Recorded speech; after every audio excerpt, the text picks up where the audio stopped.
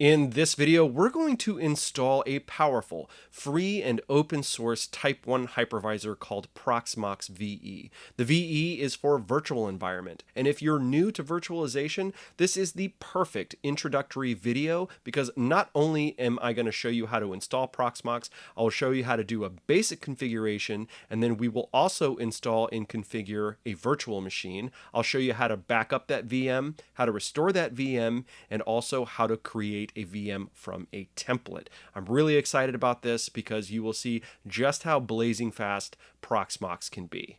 Let's get started.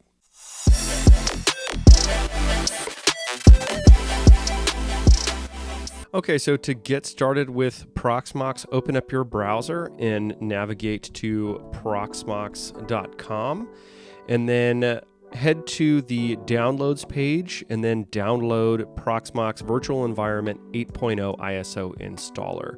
I've already downloaded it, so I don't need to do it again. I encourage you to double check the checksum here. If you're on a Mac, in the terminal you can use shawsum tac A space 256 space and then the path to the ISO. If you're on Windows, you can use the built-in certutil utility, and then I'm not sure what utility is on Linux, but I'm sure there is one that if you're familiar enough with Linux, you can probably figure it out. So once the ISO is downloaded, head to Balena Etcher, and I believe that's etcher.balena.io. Now, there are a number of different applications that you can use to do this. I happen to use Balena, but they have the client application for all three major operating systems. Because I'm on a Mac, I, of course, downloaded the Mac OS version. Now, once you have those two ready, go ahead and insert your thumb drive, and then open up your Balena Etcher application. Select Flash from File, and then select the Proxmox VE 8.0 ISO, and then select the target. That is going to be the thumb drive. You're going to need at least a gig, but I don't even know if this is a really old one, and I don't even know if you can find thumb drives that are less than 8 gigs nowadays. Just make sure that it's more than a gigabyte, and you should be fine. And then select that, and then you can select Flash. Now, I've already done this, so I don't need to do it again.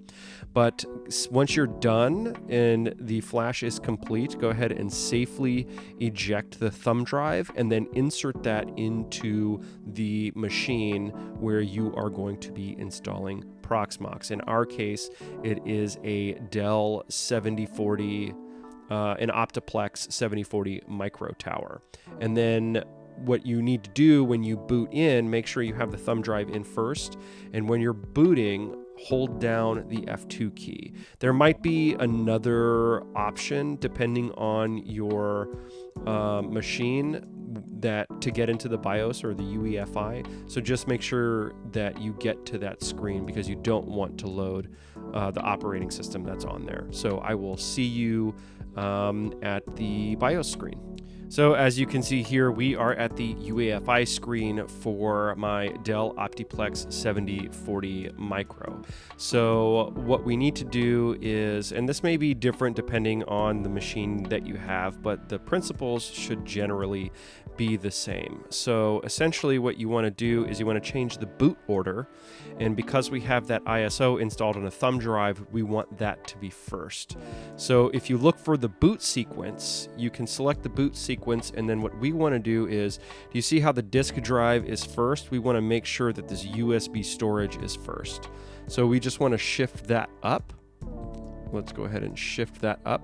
So essentially when the computer powers on and it finishes its checks, when it looks for an operating system to boot, it will check the USB first, and that's when it will load up the loader, and we can get it to overwrite the operating system that's currently on there. In my case, I actually trashed the SSD and I installed an M2 slot, and for some reason I was unable to get the UEFI to read the M2, so I'm booting out of legacy BIOS. Just keep that in mind. But generally you'll be booting out of you'll be using UEFI. So then we'll just go ahead and select apply. And I don't think we need to save it as a custom user setting here. But now essentially what happens when I exit, this is going to finish its checks, and then it's going to try to load an operating system, and we should get the Proxmox installation screen. There we go. We have a lights, camera, action. Give it a moment. Okay, we're rebooting. And we should see... Here we go, Proxmox. You can see that we're on Proxmox VE 8.0 up top. I highly recommend, unless you're familiar with Proxmox, to install the graphical version. But I imagine if you're watching this video that you've probably never used Proxmox before. So go ahead and install Proxmox VE graphical is the first choice. You can just select enter. Now we're at the end user license agreement. So make sure you read the EULA and then select agree. And then the target hard disk for where you want to install the operating system. Because I am using and booting out of an M2 slot, this is what I'm going to select. You do have options here to select the file system type, XT4, XFS, or ZFS RAID. I would recommend using ZFS RAID 0. I'm using XT4 because for some reason I cannot get the ZFS RAID on my M2. I'm not sure what's wrong with my configuration, so I'm just using XT4. You don't really need to use, I would just keep the HD size the size that it is for now. I mean, this is just a simple installation. We're not doing anything fancy. So select OK and then click next. For country, that is going to be your country, obviously. We are in the United States, so I'm going to select that. And my time zone is going to be the West Coast, which would be Los Angeles, and we'll keep the keyboard layout as English, and then select next. Password, I highly recommend selecting something that's really secure, but just to get through the installation process, I'm gonna select something that is not so secure.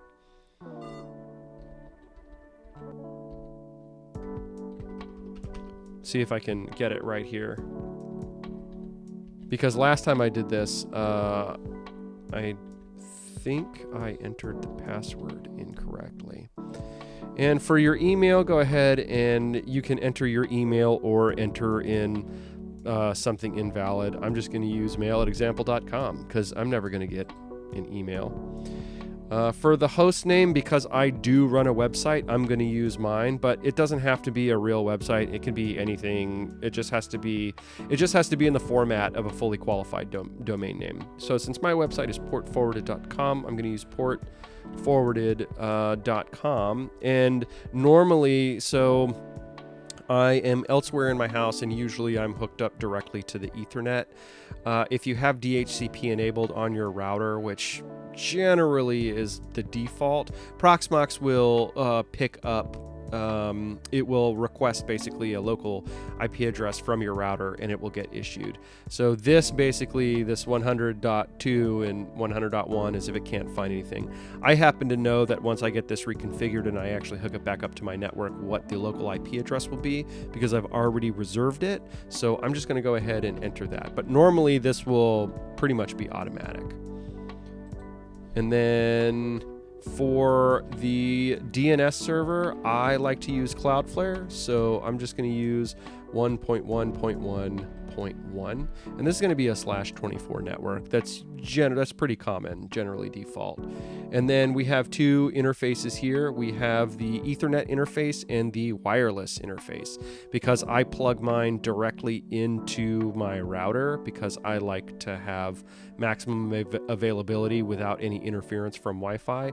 I'm going to select my Ethernet interface for the management, and then I'm going to just select next, verify that all this is correct, and then for these purposes, I'm going to deselect automatically reboot after successful installation, because what happens is if you're not paying attention when it reboots, because we applied the settings to check the thumb drive first for an operating system, it will boot back into the Proxmox installation if you don't catch it in time. So this basically will force us to wait until it's finished and then manually select reboot, and when it reboots, we can remove the thumb drive and it should load into the Proxmox terminal. So I'm going to select install, and I'm going to wait for this to install, and I will see you when it is finished. Okay, great. And that's it. Proxmox is finished installing. Now, the one thing that I have to tell you before we reboot is that when you access Proxmox directly from the machine that it is installed on, you will be accessing the command line interface, which we are going to do before we actually navigate to the local IP address to access the Proxmox user interface.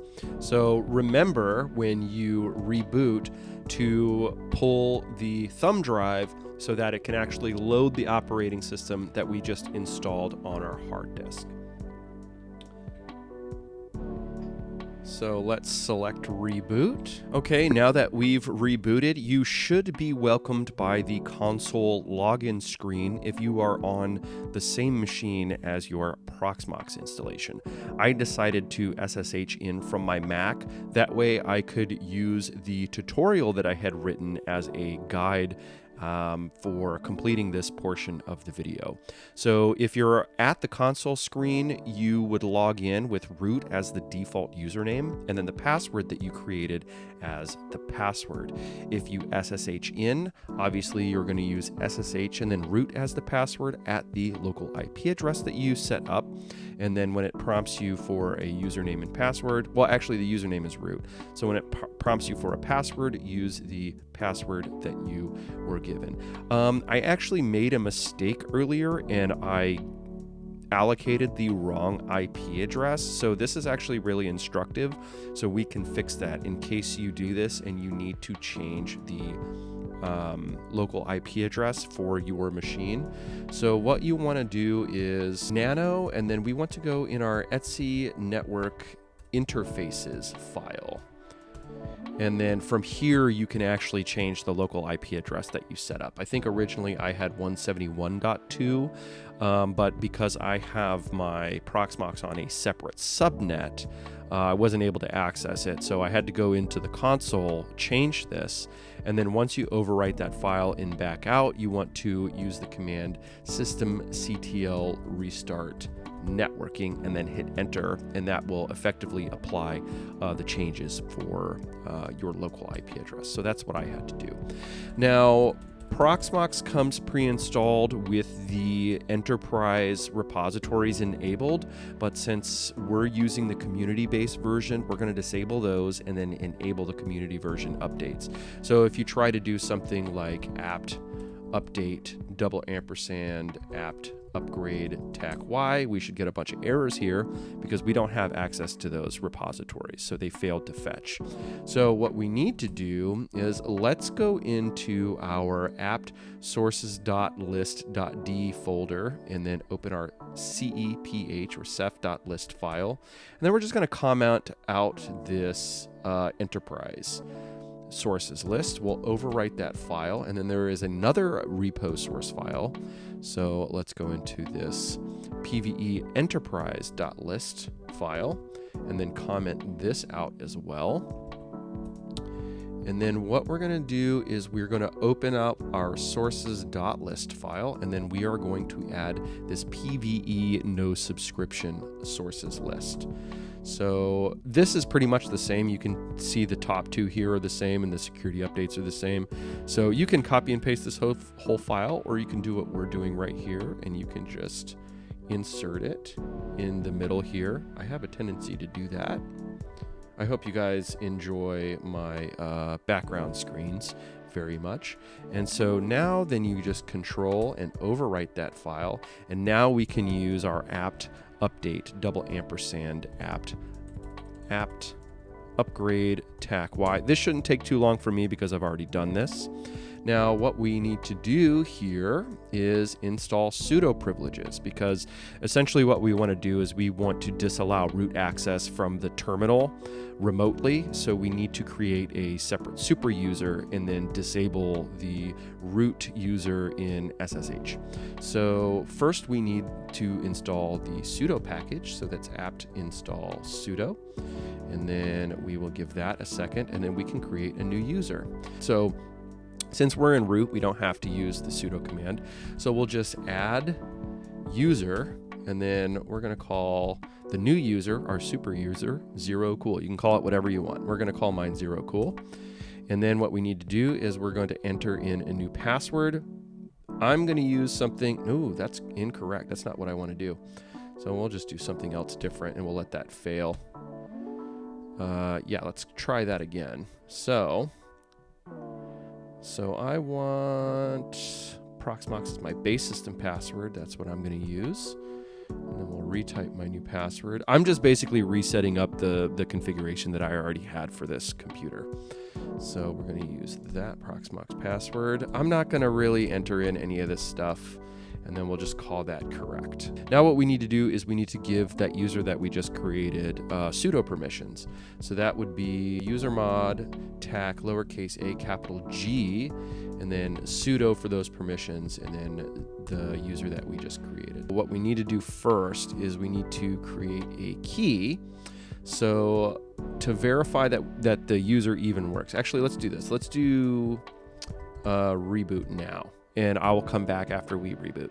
Okay, we've rebooted. What we need to do in order to give SSH access to the new user that we created, we have to create an RSA key pair and then put that into our authorized key files. So we can sudo su, and let's enter in the new user that we just created. And we need to sudo make directory. This is not in the tutorial here. This is just something that you should know in creating SSH key pairs. So we want to make the directory SSH, and you have to use sudo because it is a super user or a root access only file. And let's see, we can use the password that we just created, and let's change directory into that. So you're not going to have this authorized key files. So what you'll have to do is sudo nano and then authorized keys. This authorized underscore keys is a special file that OpenSSH will look for whenever you're using SSH. So we'll create that in a second. But what you want to do is create a key pair first while you are in this user. So that is going to be sudo ssh-keygen tac t and then RSA, and then it will generate a public and private key file. And then let's just call this ID underscore Proxmox so we know what it is. And then let's enter a passphrase. You can enter in a simple passphrase or a complex phrase that's equivalent to a complex password. And the reason for doing this is if someone gets a hold of your private key, they will also need to know the password or the passphrase to use it to be able to SSH into your installation. So if you don't want to use one, you can hit enter for empty. But I'm going to enter in a password, and let's hope I can talk and type at the same time. Okay, cool. So now in your .ssh folder, now this isn't part of the tutorial. This is just something that I do for every installation. So I highly recommend learning how to set up SSH keys. We're going to kind of just blitz through it really quickly, but this is generally how it's done on Linux machines. So you can see I have ID Proxmox here and then ID Proxmox.pub. This public key file is going to go into your authorized key file. So what we can do is let's sudo cat ID underscore proxmox.pub, and then you can highlight this, and then again, this authorized key file won't be created. So you can sudo nano and then authorized keys. And then I have a different key in there. I'm not using this one. This is just for tutorial purposes. So I'm not actually going to go into my keys file, but you want to enter in the public key, okay? And then you will save that. And then when you're done, you will use the command sudo systemctl restart sshd. And then what you want to do is sudo cat and then id proxmox. And then what you will do is you will take this key and then you will install that on the remote client that you are SSHing in from. So in my case, I'm on a Mac. So I go into my private key folder and I add this private key so that whenever I connect to my Proxmox installation, SSH will do its checks. And then if it's a valid key, it will let me SSH in. Now we need to reconfigure SSH to only permit cryptographic keys as well as disallow root access. So that is going to be sudo nano, and that'll be the etc folder, SSH folder, and then sshd underscore config, and we will enter in our password. And then come down here. I'm going to end up changing this port later, but you can leave it as port 22 for now because that's the default. We want to take this and we want to change this to no. And we want to enable public key authentication. So we'll just uncomment this line here for yes. And then two more things we want to do. We want to change this password authentication to no. So you will basically disallow any password authentication. And then permit empty passwords. We want to uncomment this and leave this as no. So let's overwrite this file.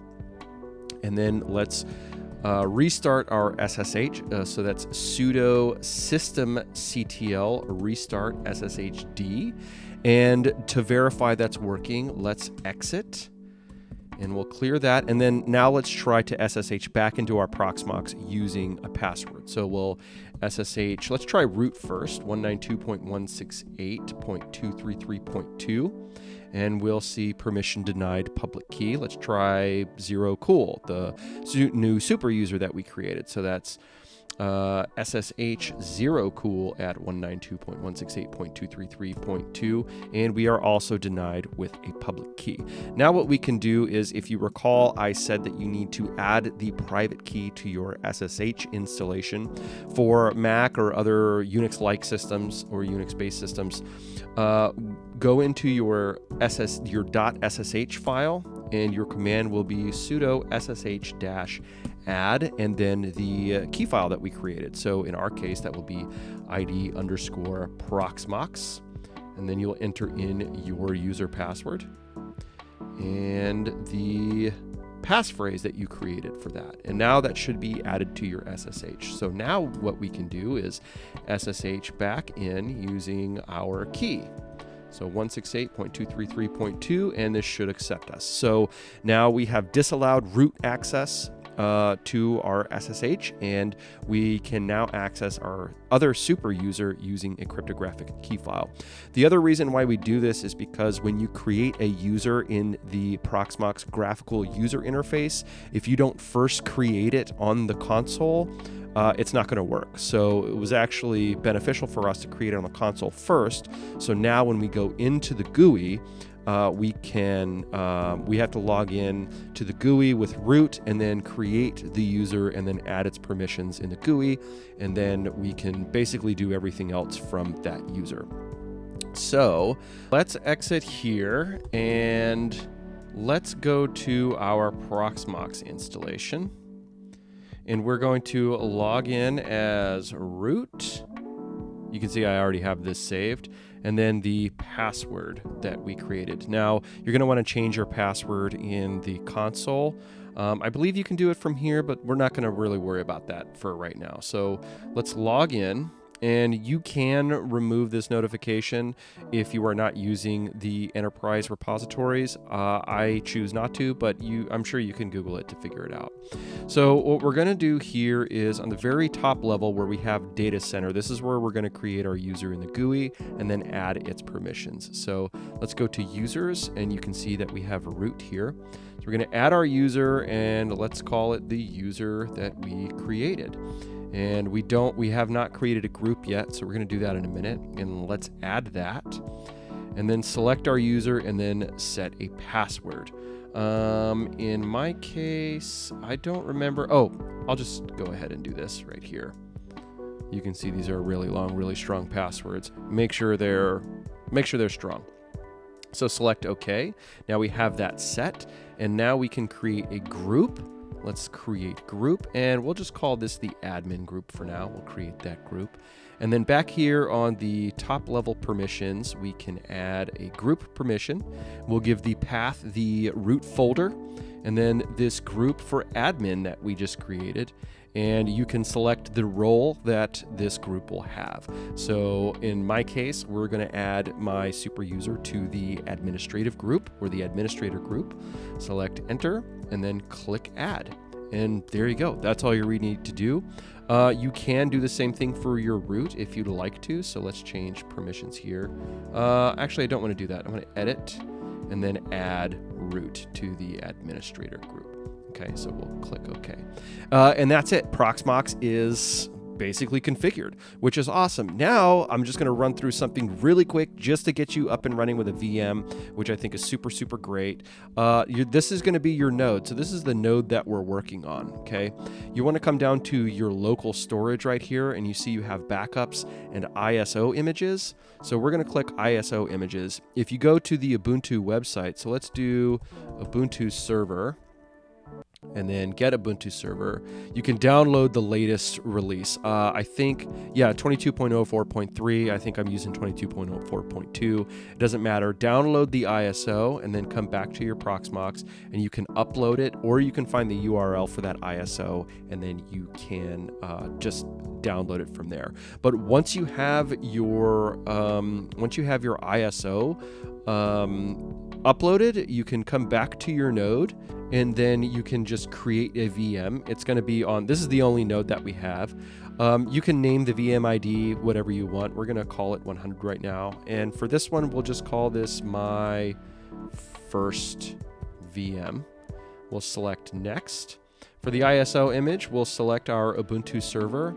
We're not going to use physical DVD or any media. The type is going to be Linux, and we'll be using the 6.x-2.6 kernel. Our system, we'll leave all these default, but we do want to enable the QEMU or QEMU agent. That will be useful for whenever you are not logged into the console and you want to shut down or reboot your VM from the Proxmox graphical user interface. So let's select next. You can generally leave these all as defaults. I highly recommend that you do a little bit of investigation, but you can change things here. We're just gonna leave the default and then go to our CPU. Because I'm using an Optiplex 7040 micro tower, I only have 4 cores, so I can only select 2 sockets and 2 cores for a total of 4. But since this is just going to be a super basic installation, we'll just leave these at 1 for now. And then memory, I don't need more than 2 gigabytes of RAM for now, so we're just going to select next.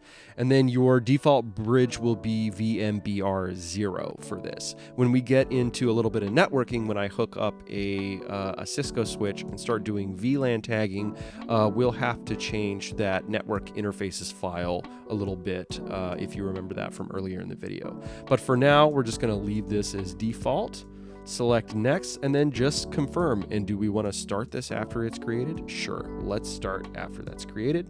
So we'll click finish, and then you will watch this VM populate here, and then we can click on console, and we should see this boot up. So do we want to try or install? Let's go ahead and install. We'll just select that.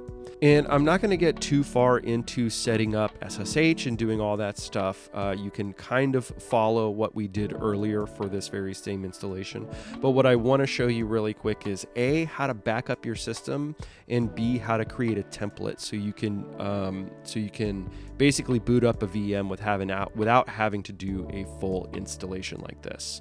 So we'll wait for this to finish installing. Okay, so now Ubuntu server is finished installing. Let's reboot now, and we'll wait for that to reboot. And we're rebooted, and this works just like any other installation. So you can see my username down here. Let's enter the let's see, what do we do? Zero cool, and password would be password. And now we're in, and we can do anything that we normally would. So let's sudo apt update && sudo apt upgrade tac y password, and this works just like any other computer. DHCP should have given it another local IP address, so you can access this VM from your network through SSH. So as you can see here, we're pulling the updates from the apt repository, and when this is finished, I'm just going to shut it down, and I'll show you how to create a template out of it. Actually, what I'll do first is I'll show you how to back it up, and then we'll delete it, and then I'll refire it back up just to show you how absolutely blazing fast it is. And then what we can also do is create a template. So those are kind of two different ways you can do it. I think creating kind of a base model and then restoring from a backup is a lot faster than a template, but I'll show you both ways that you can do it. So let's finish this. So we will wait for this to finish updating, and then let's go ahead and reboot these services. And let's sudo reboot. Okay, once we've rebooted from our VM, let's go ahead and take a backup. So on your virtual machine underneath your node, you can come down here to backup. And this is a backup that I have of another VM, but let's just back up this now.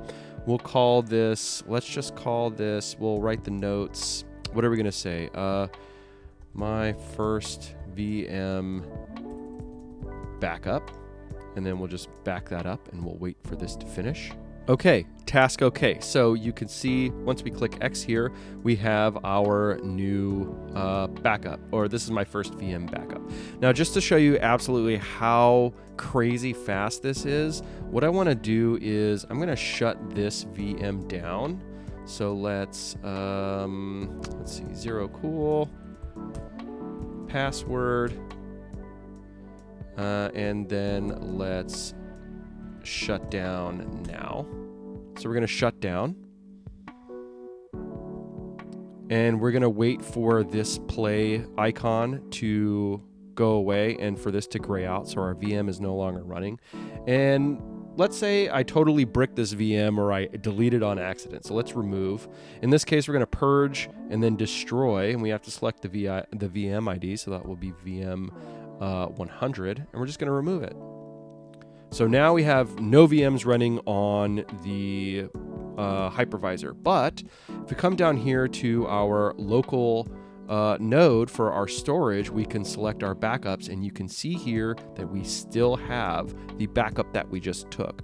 Now, you don't need to delete or remove a VM in order to restore it from a backup. I'm just merely trying to show you that if you were to destroy it on accident, you can restore it immediately without having to completely reinstall a new VM. So in our case, I want to restore from here. I will mention though that if you do need to restore, you do have to have the VM shut down, and then you can restore it and launch it. So my first VM backup is what we just created. So let's go ahead and restore that, and then we'll just start after restore, and then we'll restore. We'll wait for this to finish restoring, and you can see it's already populating this VM up here, which is really cool. And again, I think this is way faster than setting up a template, but you know, do whatever makes you happy. So let's finish this. Task is okay. And then we will wait for this to populate. We are on the console and we are firing up right now. And when this is done, I should be able to log in with the exact same username and the exact same password. So any changes that I made to the VM, once I create that backup, it basically is a save point, and no matter what I do, as long as I have an intact copy of that backup, I will be able to basically reinstall the exact same VM. So let's hit enter. Look at that, my first login. So we want zero cool. As that's 2 zeros, zero cool as the username, and then password is password. And look at this, nothing changed. So that's how you can, I always recommend taking frequent backups of your VMs. The other thing that we can do, let's go ahead, I'm just gonna get out of here. The other thing that we can do is we can create a template for this. So I don't know, let's do, I think it might have to be shut down actually. So let me log back in. let's go password, and then shut down now. So let's shut down. And I believe if you left click, we can convert to template. I know there are other tutorials out there that has you doing a lot of stuff on the command line in the console, but I find this to actually be super easy and really not that difficult. So we can just take this and convert this to a template. You want to convert VM 100 to a template, and we'll select yes right here. And I believe it's been a while since I've done it this way, so I'm not sure if there are going to be any. So this is actually, oh, there's nothing that I need to do, which is fantastic. Okay, that's really it. So now if I want to create a VM based off of this template, you can select clone, and then you can do a linked clone, which would be a clone from an already running instance, or in our case, I want to do a complete clone. So we'll just do a full clone here. We'll call VMID, and what are we going to call this name? We'll just call this my first VM X2, just for fun. And let's clone that. And we should see it pop up here. And then once that starts, we should be able to log in essentially with the same username and password. I usually have a default username and password that I use for my base installations, and then I change those after I log in. So I don't know if this will start automatically, so let's just start now.